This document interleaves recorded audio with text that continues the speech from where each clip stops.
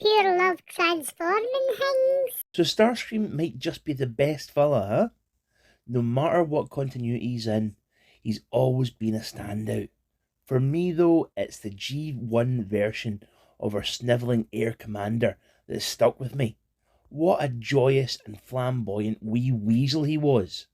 He was the very epitome of a self-serving, snide wee bastard, wasn't he? Like all classic characters, you just knew how he would behave in any situation, and it was always hilarious. His standout moments are too numerous to mention, but some of my personal highlights are kicking a broken and battered Megatron after his climactic fight with Optimus Prime. How do you feel, mighty Megatron? Yeah! That wee yeah! It gets me every time. Also, his ghost taking control of Trypticon at the behest of Unicron, or forming a hilarious odd couple team with Shockwave to take on the Combaticons. Every appearance was absolute gold. My favourite scene, though, came from the 1986 movie, namely Starscream's coronation. It was so perfect. After 2 seasons of treachery, he had finally done it. He was now the leader of the Decepticons, and he let everyone know with perhaps the most flamboyant gear outside of RuPaul's Drag Race. A beautiful, bejeweled crown, some huge, pointy purple shoulder pads with golden outlines, and an absolutely fabulous cape.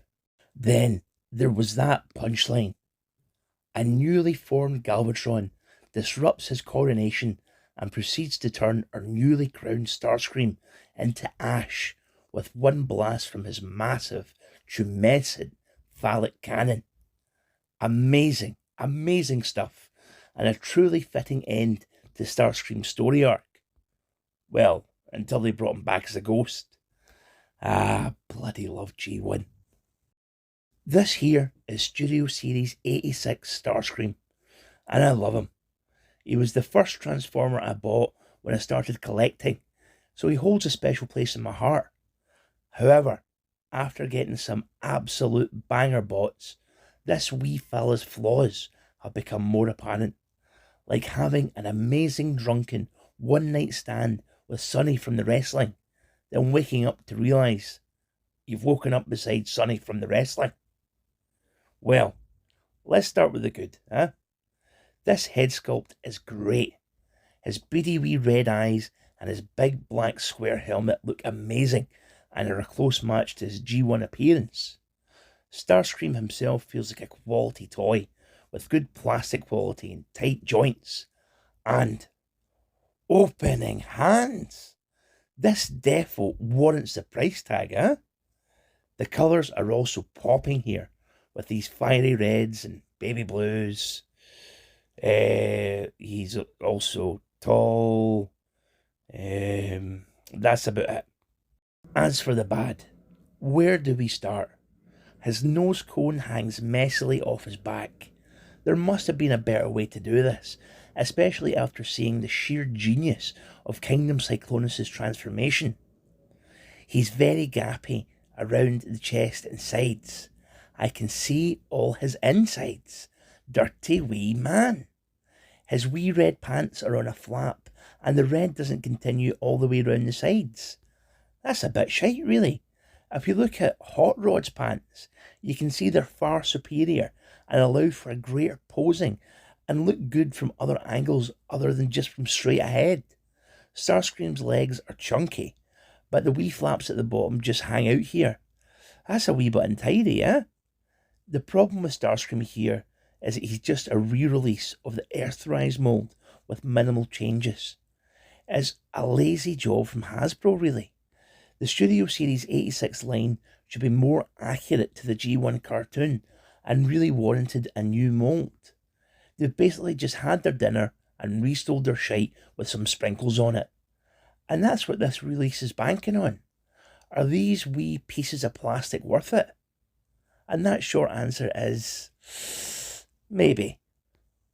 Studio Series Starscream comes with his crown, his shoulder pads, longer null rays, and this banging throne.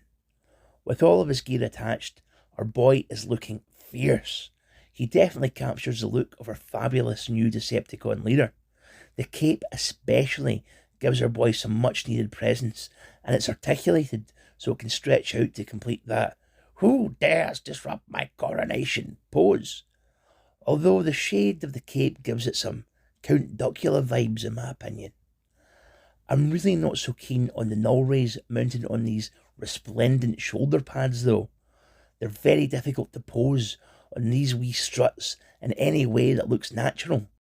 Also, despite the throne being fit for a newly crowned Decepticon leader, our wee snide sausage here can't really sit on it properly due to this butt flap. Kinda looks like he's hovering over a public toilet seat that has been doused with the fetid brown urine of an unknown stranger. Not the best, really. Transformation is actually a very clever wee process. I really like the way that the forearms open up and collapse into the biceps. That's some really good stuff right there. When you're done, you're left with this great wee jet. Finally, a mode where I don't have many complaints. Well, except for this very unaerodynamic hole under the plane. Still though, great swooshability factor here. I very much enjoy recreating that scene from the movie with Springer and RC. Overall, Coronation Starscream is a bit flawed. He is the best chug version of our favourite treacherous bastard for the time being, but I really hope Hasbro get round to making a new Seeker mould that fixes some of Starscream's many issues. I mean, a new mould will literally print money as it's recoloured again and again into Skywarp, Thundercracker, Dirge, Ramjet, Nova Storm, Acid Rain, Ion Storm, Jimbo and the Jet Set, Kevin Bacon.